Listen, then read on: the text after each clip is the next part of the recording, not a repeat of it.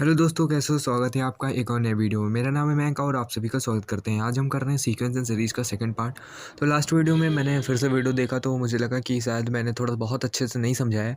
तो चलिए शुरू कर लेते हैं। सबसे पहले तो मैंने सीरीज़ बताई थी। सीरीज़ होती है 3 टाइप की। एक होती है अर्थमेटिक प्रोग्रेशन, दूसरा होता है harmonic geometric progression and third होता है हार्मोनिक प्रोग्रेशन। तो आज मैं बात करने वाला हूँ अर्थमेटिक प्रोग्रेशन के बारे में। मैंने कल भी बात की थी बट आज मैं फिर से बात करने वाला हूँ एपी के बारे में। तो बेसिकली एपी होती क्या है? एपी में जो है ए, जैसे मान लेते हैं हमारा एपी का फर्स्ट टर्म ए है, तो उसमें ना कुछ समथिंग जुड़ता है जिसे बोलते हैं डी।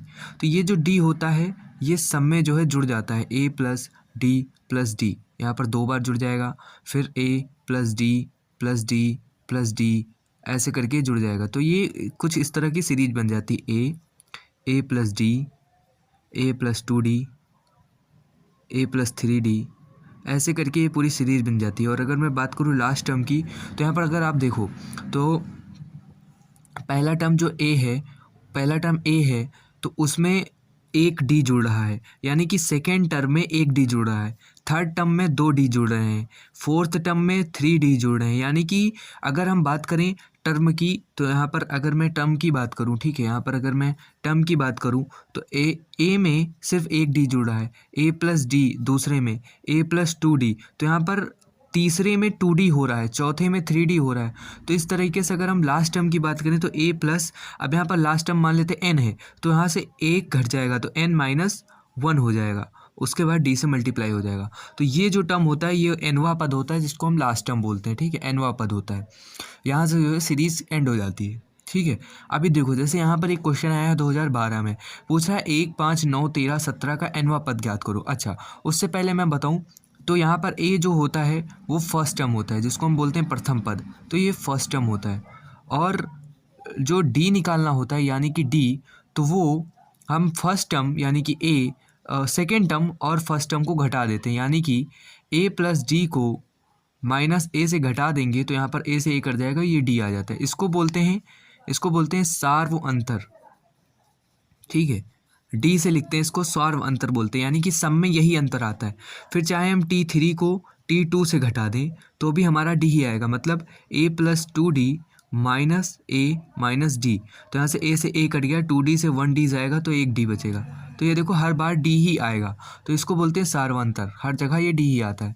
तो ए होता है फर्स्ट टर्म, ये होता है डी।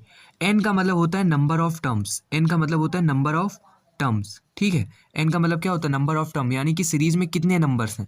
यहाँ से चले जाओ, जैसे यहाँ पर जैसे ये लिखी है, तो यहाँ पर 1, 2, 3, 4 4 नंबर है, तो एन की वैल्यू कितनी हो जाएगी? 4 हो जाएगी, ठीक है। तो इसी तरह हम लिखते हैं। आओ, यहाँ पर सीरीज बोला 1, 5, 9, 13, 17 का एनवा पद ज्ञात करो। एनवा पद ज्ञात करना यानी कि एन जो है वो जो हमारा आंसर आएगा वो किस में आएगा? एन में आएगा। तो यहाँ पर हम सबसे पहले निकालेंगे, ए की वैल्यू 1 आ गई, फिर हम डी निकालेंगे तो डी की वैल्यू आ जाएगी 5 - 1, कितनी आ गई?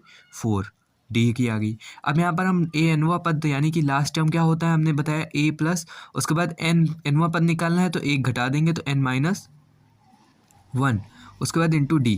तो यहाँ पर ए की वैल्यू रखेंगे 1 प्लस n-1 और डी की वैल्यू 4 रख देंगे। इसको थोड़ा सा और सॉल्व करेंगे तो 1 + 4n-4, तो यहाँ घट जाएगा तो 4n-3 जो है इसका जो है क्या आ जाएगा? आंसर आ जाएगा, ठीक है, यही इसका आंसर है। होप आपको समझ में आया होगा। ये हो गया एनवा टर्म।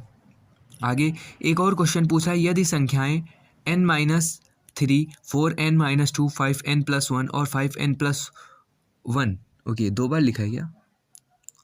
अच्छा, तो ये ना समांतर श्रेणी में है, तो n का मान ज्ञात कीजिए। रुको मैं जरा सा क्वेश्चन चेक कर लेता हूँ।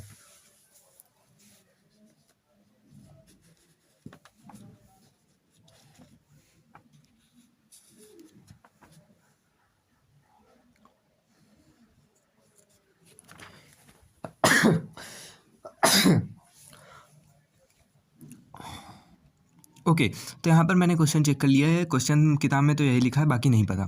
खैर हमें उससे मतलब नहीं, ये चौथे वाले सम को मतलब नहीं। यहाँ पर हमें पहली टर्म दी गई है, दूसरी टर्म दी गई है, तीसरी टर्म दी गई है और चौथी टर्म दी गई।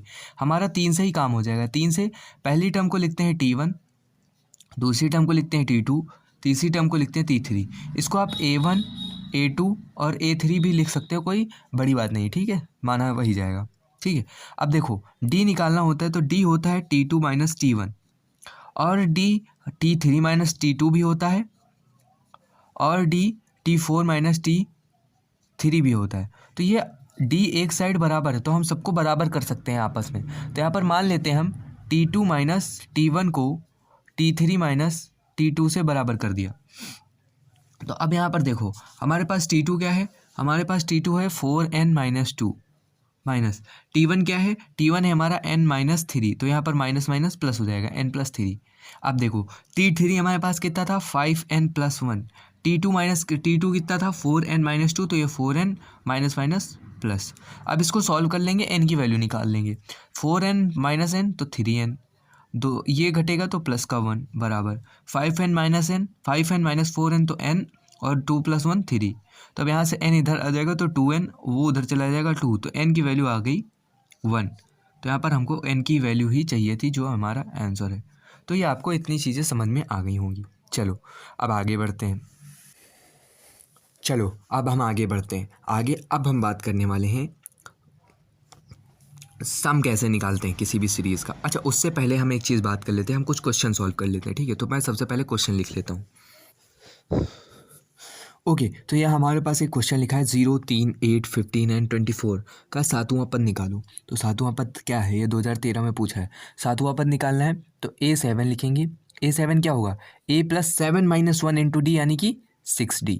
तो यहाँ पर हम वैल्यू पुट करेंगे तो A की वैल्यू हमारे पास कितनी है 0, प्लस D की वैल्यू कैसे निकालेंगे 3 माइनस 0 करके, तो D की वैल्यू आ जाएगी 3। तो यहाँ पर 6 इंटू 3 लग देंगे तो 0 प्लस 6 तरीक 18, तो हमारे पास 18 इसका आंसर आ जाएगा। ऐसे ही क्वेश्चन आते हैं, थोड़े से कठिन क्वेश्चन आएंगे तो हम कल कराएंगे, ठीक है। आज के लिए इतना ही। I hope okay background voice को थोड़ा सा वो करना। आई होप आपको आज मज़ा आया होगा, मज़ा आया तो वीडियो को लाइक कर देना। कल हम थोड़ा सा नेगेटिव टर्म के बारे में बात करेंगे एंड देन हम बात करेंगे सम ऑफ एंड टर्म्स के बारे में। आई होप आपको मज़ा आया होगा। Thank you so much for watching. Bye bye.